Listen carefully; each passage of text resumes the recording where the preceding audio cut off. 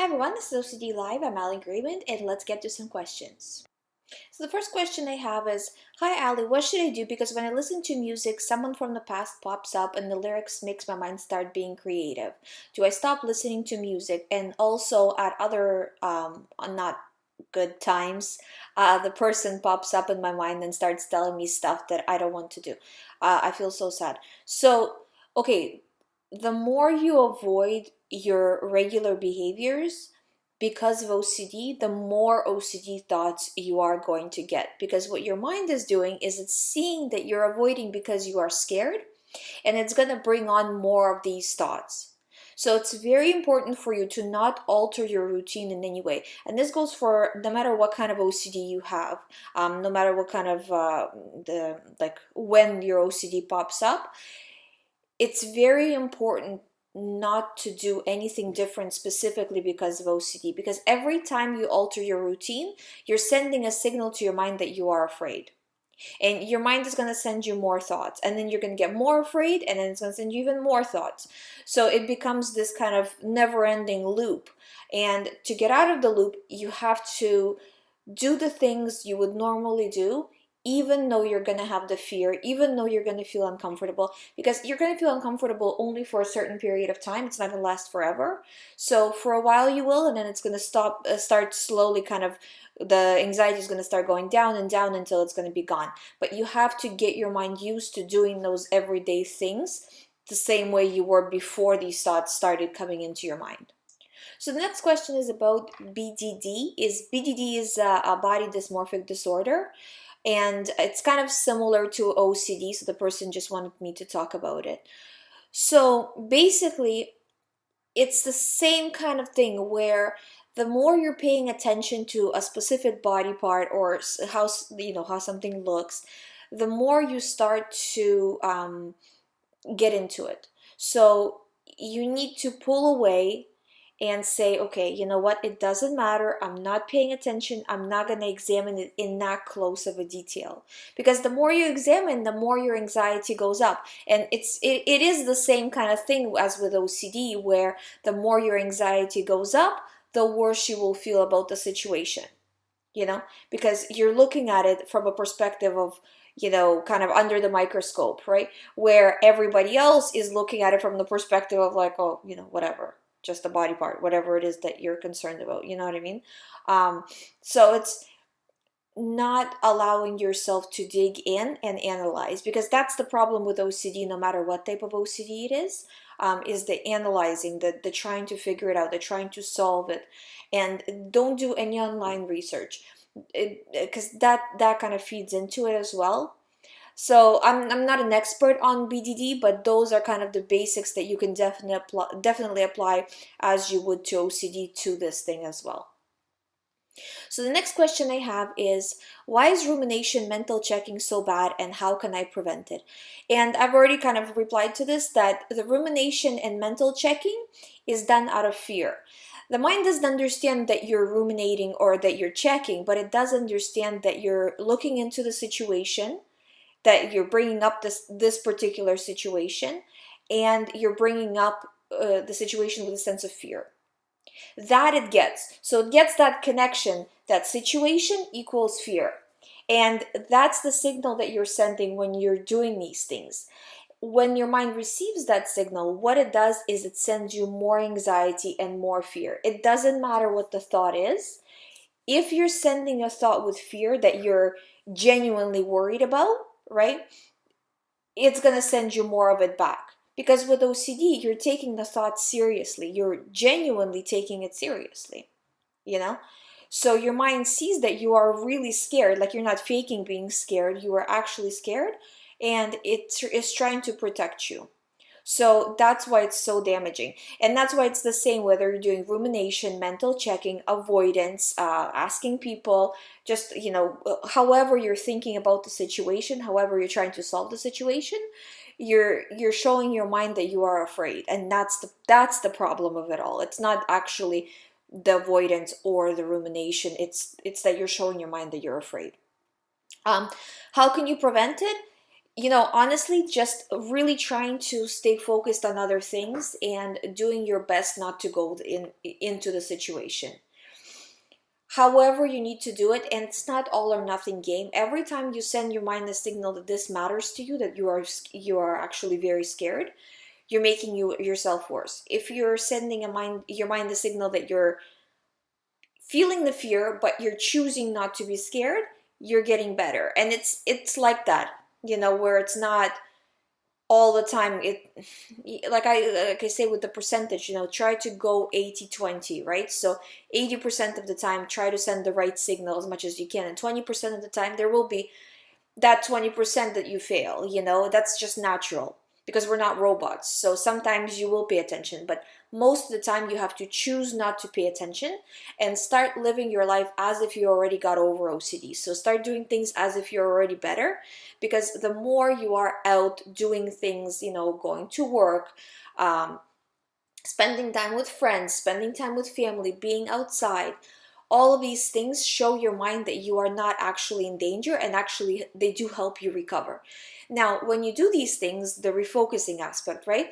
When you're refocusing, you're not going to feel good because you're still anxious. But it's important to go through the motions anyway, even though you don't feel good, because that's going to show your mind again that you are making a choice not to pay attention. And that's really good, because when you're saying, I choose not to pay attention to this thought anymore, I'm not going to ruminate, I'm not going to analyze, I'm not going to look back to the situation, I'm not going to do any of that, your mind is seeing that you are saying that from a position of power. When, listen to me saying that, right? I don't sound like I'm afraid, right? But when you're coming from a position of, let me check, let me try to analyze, let me try to figure out, oh my God, this is so bad, you're coming from a position of fear, and the mind really sees the difference between the two and acts accordingly. So if you're showing fear, you're going to get more thoughts. If you're not showing fear, you're going to get less thoughts, and eventually no thoughts at all. So it's very important to do those things, and again, to the best of your ability. It's not going to be perfect all the time, but you need to put effort, and all the time just trying your best every moment of every day. This is like similar to if you want to lose weight, right? It's not that, I have to lose weight by New Year's or something like that, right? It's that, what am I going to eat next? Is it going to be helping me lose weight, or is it going to be helping me gain weight? So looking at small victories rather than a big victory at the end. So I also had a few questions about asking me about the recovery program and all of that, and where it's based out of. So I just wanted to kind of go over it quickly here. It's on Skype, so we can talk. It doesn't matter where you are. You can find out all the information on youhaveocd.com, and if you go under the recovery program there, you can sign up and get all that started. So, but yeah, no, I talk to people pretty much everywhere in the world, so there's no specific restrictions in terms of country. People were asking, how long are the sessions? The sessions are usually an hour each. Sometimes, it depends. Like, I'm not gonna limit the person to an hour, so sometimes they run longer, so it's kind of fluid, but usually around an hour. So, and then my availability, because people were asking, when am I available? I can usually book you in within about 3 days of a request. So it won't be like the next day, but within a few days we can get something going. So if you would like to find out more information, you can visit youhaveocd.com for that. Okay, so the next question I have is, what to do now when my thoughts no longer give me anxiety or my exposures? So this one is kind of difficult for me to answer, because I'm not really understanding what you mean that they don't give you anxiety. I'm assuming you're just kind of used to having them. So, because I'm assuming if you're writing to me, you still have OCD, so they're still bothering you, but the actual thoughts, you're very much used to having them. So for that, I would say that doing the exposure, but preventing the response. Because if you're still having OCD, that means you're still responding with fear. So on some level, or you're avoiding something, you know. So basically what you need to do, since your anxiety is lower, I'm assuming that means that your general OCD level is not no longer 10 out of 10, but maybe like 5 out of 10 or something like that. So if that's correct, you have a lot more opportunity to actually push yourself further and start getting back to regular life, regular life, whatever that means for you. So if you were doing something previously to getting OCD, right? Like going somewhere, doing something, and you stopped because of OCD, you want to start doing that again. If you had some sort of plans or dreams that you put on hold because of OCD, you have to start getting back to doing them again. So it's basically you have to get back to how your life was before you had OCD. So, because that, again, that shows your mind that you're over it, you're not scared, you're not dealing with it, you're not paying attention. Because if you're not getting high level of anxiety, then you can push yourself a little bit further. Because, again, you know how I was saying in the last show, if you guys listened, that when you're going, when you're doing OCD recovery, you're racing against yourself. So here's where you start, which is usually people start at like 10 out of 10 OCD, like really severe anxiety. And then they need to get to 0 out of 10. But 0 out of 10, I mean, nobody has 0 out of 10, like I've been recovered from OCD for a while. And, I'm not 0 out of 10. I don't think any person is, some days you just get anxiety, it's normal. Anxiety is actually a survival mechanism, so it's not a bad thing. It's just when it gets out of control, then that's obviously not good. And when it's 10 out of 10, then that's a real problem, right? So on that race for going from 10 out of 10 to say 1 out of 10, right? You can go as slow or as fast as you want. But as you get better and as your anxiety lowers, you can push yourself further. So say, for example, if you're afraid to do too many exposures, you only do exposures like once a week or something like that, you can now do them every day. Because the more you show your mind that I'm not scared of this specific situation, the faster you progress in your recovery. So you're starting to race a little bit faster towards that finish line. If that's your goal, you can take it as a slow and steady approach and just keep going with it until you fully recover. So, but if you want to speed it up, save yourself a few months of panic, then that's how you would do it. So next question I have is, hi Ali, how do we know that we are in the process of recovery? And what does it mean to recover from OCD? And again, just like I kind of answered in the previous question, you know that you're in the process of recovery if your anxiety is going down. Now, day to day, it's kind of hard to judge because some days you're just a little bit stressed overall, and because the mind doesn't understand OCD, it's not wired to understand which thoughts are OCD and which are not, which is why we have OCD, right? If the mind kind of could figure it out on its own without you doing the work, then you wouldn't need to do the work, right? It would solve itself. But because the mind is not wired for these kind of, like, if you want to call it an anomaly, right? It views all stress equal. So stress from regular life, stress from OCD, it's all kind of piled into the same bag, if you wish, right? So you have to make sure that every day you are reducing your anxiety as much as possible, and then also understanding what's causing your anxiety. So are you really stressed in real life and that's what's causing you to have more anxiety, or is it just rumination, looking back, reassurance seeking, all of that stuff? Or is it a combination of both? So examining your situation and trying to improve it.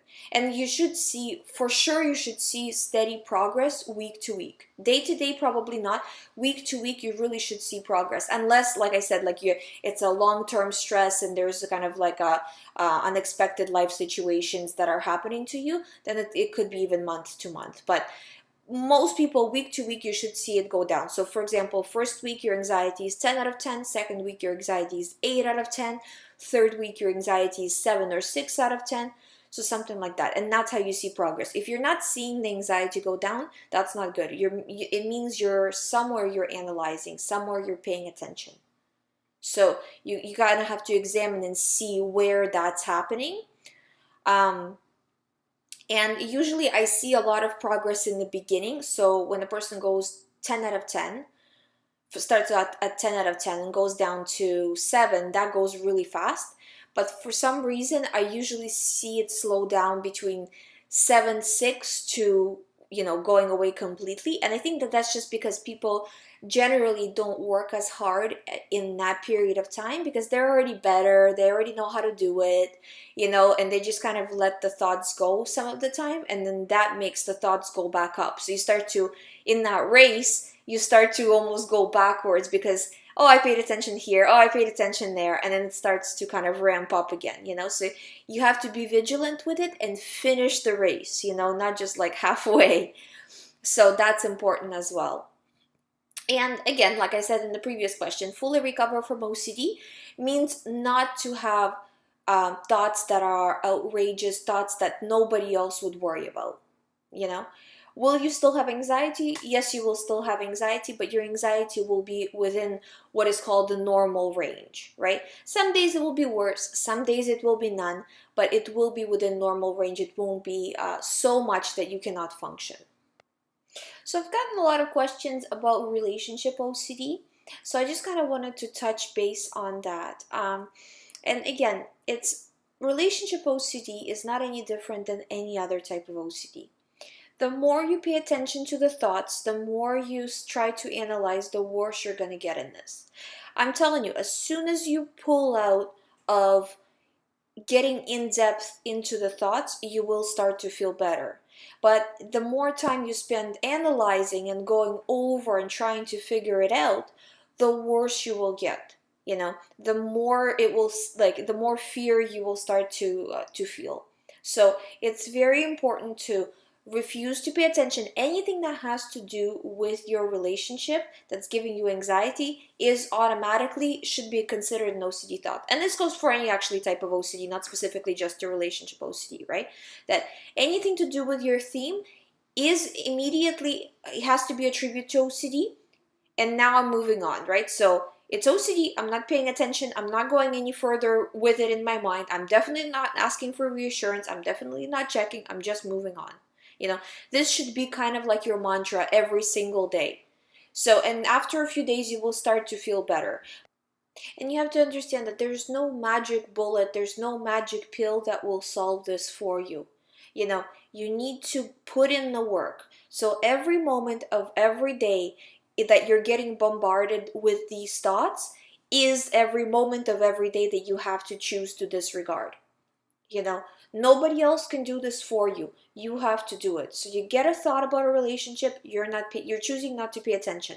Because right now, you choose to pay attention all the time, and that's what's getting you deeper in. So you need to say, I don't care if I get anxiety, I don't care if it's scary, I'm still going to choose not to pay attention to it. The thoughts will still rotate in your mind, and they still will bother you, but you're choosing to actively do nothing about it. So you're not examining, you're not giving any energy towards it. You're receiving that fear, but you're not multiplying the fear, you're not making it worse. And you will see that if you do this, you will start to feel better. So the next question I have is, how long does it typically take for someone to really recover from OCD? And if they are for the most part not giving into the OCD thoughts? I would say when you start doing the work, just like what I was talking about with relationship OCD, like really being focused, I would say probably about 6 months is an average. Because there's also physical, this is not a metaphysical thing. There's a physical component that's taking place. Whenever your brain was faced with this situation, even if you're just watching a movie or something like that, it's used to reacting. So as soon as the situation is in front of you in whatever way, the brain already starts firing negative feelings at you. It's a physical situation that's taking place. So for it to change, once you start training your mind, there actually does still need a period of time to go by. So it's not instant. And that's why sometimes people ask, well, I'm doing the right things, why am I not feeling better? Well, you should be feeling better a little bit if you're doing the right things. In terms of I did the right thing for a whole entire day and now I want to be recovered. No, it doesn't work like that, because you did a wrong thing for a whole long length of time, right? Way longer than a day. So it will take some time, but you, like I said in one of the previous questions, that you should see your anxiety slowly going down, and definitely not going up, but staying in, not really staying the same either. So you should be seeing some sort of an improvement. Like I said, maybe not every single day, because some days are just hard to deal with. You know, they are maybe busy, stressed, a lot of stuff. But most of the time, you should be seeing your anxiety go down. That's why how you know you're progressing. And if you're doing that, then it will take about 6 months. And you can kind of see that, you can keep a log of where your anxiety is every single day on average. So obviously some parts of the day are going to be worse than others, but on average, where's your anxiety today? Is it 10 out of 10? Is it 8 out of 10? You know, and then over the course of weeks, you can see how more or less the anxiety is going down, or maybe it's not, and then you need to re-examine what you're doing wrong. And usually, if you're trying to figure out what you're doing wrong, it comes down to either avoidance, that you're avoiding situations that are triggering your OCD, or you're doing reassurance, so you're kind of living your life normally, but at the same time, every time the OCD situation comes up, you end up seeking reassurance. So usually either a combination of the two, or one of the two, that's where you're going wrong. So, and just correcting that behavior, you know, that, okay, from this moment on, I'm not going to ask anybody about my OCD thoughts, or I'm not going to avoid, or whatever, you know. And then you will, again, always coming from a position of power. That is the most critical. It doesn't matter what kind of behavior you're doing to make OCD worse. Is it avoidance or reassurance? But it matters if you're continuously giving that reaction of fear. That's what's really stopping your progress, and this is what's making you actually have OCDs, that reaction of fear, you know? So you need to make sure that you're coming from a position of power. Even if you kind of feel like you're faking it, it's still fine. And it doesn't matter if you feel guilty. It doesn't matter if you feel ashamed. It doesn't matter if you feel like you're kind of being not a real person by, you know, not feeding into what OCD is telling you. These are just symptoms of OCD. You have to go through it regardless of all of these additional feelings, and then you will start to feel better. But yeah, just like I said about the question, that about 6 months, if you're doing those things like what I just mentioned. And the last question I have is about relationship OCD as well. And the person is feeling, well, I don't feel the same as before. I feel like OCD is almost taking the feelings out of the relationship, because I'm so focused on the OCD, and trying to convince me that like all of these things are true and all of this kind of stuff. So there's quite a few questions, but basically they're talking about the same thing.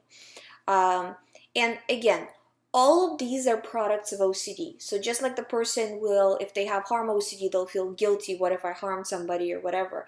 You know, with a relationship, they're going to start to get all kinds of thoughts about the relationship. What if I don't, you know, care, and all this kind of stuff, right? So again, going through it, disregarding the feelings, your job is not to look into any of these things. So like the questions that you wrote to me, your job is to not look into any of them, okay? Yes, you're feeling those things. Yes, you're worried. You're choosing not to react continuously. Doesn't matter what kind of OCD thought you get about the relationship. If it has to do with your relationship, and if it's a fear-based thought, you're disregarding, you're moving on. That's your only job. All of this stuff, you're not going to dig into each individual thought to try to analyze it, to try to figure it out, to try to solve it. You will feel anxious, and that anxiety, of course, is going to make you kind of feel sad and feel like it's, you know, you don't feel as happy before, because it's not even that you don't feel as happy in the relationship, you just don't feel as happy because you're having OCD thoughts. You know, once those thoughts go away, you feel like you used to feel. So that will fix itself. You don't need to analyze it, you don't need to worry about it, you just need to do the job. And the job is that anytime you get a relationship OCD thought, or any kind of thought, I just had the relationship OCD question here, but any kind of thought, you're just disregarding. no, whatever your OCD theme is, and then you will start to feel good. And also doing exposures. So a lot of the times I find with relationship OCD, the person will not want to spend as much time with the partner because they're having thoughts and they feel uncomfortable and all of this kind of stuff. You have to do those things anyway. Spend time with your partner, talk with your partner, not about OCD, but just generally, because the more you withdraw and avoid, because that is avoidance, just like the person who has driving OCD is avoiding driving, the person who has a relationship OCD is avoiding their partner. It's the same exact thing. So you have to act as if everything is normal in order for your brain to understand that there's no danger. So I hope this helps, guys. Thank you so much for listening for today's show. That's all the questions I have. If you would like to start the private recovery program, it's available on youhaveocd.com. There's also ebooks available. There's a lot of free information. So please check that out. If you haven't subscribed to this channel, please subscribe, and I'll see you next week.